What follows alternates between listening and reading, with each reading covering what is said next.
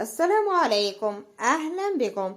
بعد خطابات الزمالك موعد انضمام زيزو إلى بعثة الأهلي في أمريكا.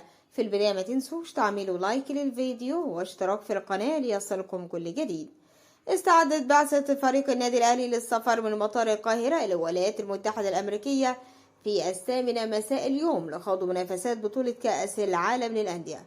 وتنطلق منافسات كأس العالم للأندية يوم 15 يونيو وتستمر حتى 13 يوليو 2025 بنظام المجموعات. ويقع النادي الأهلي في مجموعة قوية تضم إنتر ميامي الأمريكي وبالميراس البرازيلي وبروتو البرتغالي. وعلم مصدر أن أحمد سيد زيزو لاعب الزمالك الحالي سينضم لبعثة الأهلي السبت المقبل في أمريكا للمشاركة بمونديال الأندية. وشهدت الفترة الأخيرة أنباء قوية تؤكد انضمام لاعب الزمالك أحمد سيد زيزو للأهلي. ومن المقرر أن ينتهي عقد أحمد سيد زيزو مع الزمالك بنهاية الموسم الحالي بعد نهاية مباراة كأس مصر غدا الخميس. ووجه نادي الزمالك خطاب إلى اتحاد الكرة للتأكيد على أن عقد زيزو سينتهي بتاريخ 1 يوليو وليس عقب نهاية بطولة كأس مصر، في محاولة لتأخير انضمام اللاعب إلى الأهلي وفق الأنباء المتداولة بقوة حتى الآن.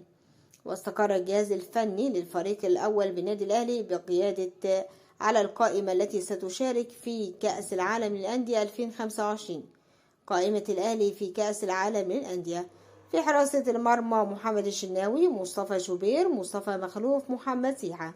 في خط الدفاع ياسر إبراهيم، مصطفى العش، أحمد رمضان بكام، أشرف داري، محمد هاني، يحيى عطية الله، كريم الدبيس، أحمد نبيل كوكا، عمر كمال، خالد عبد الفتاح.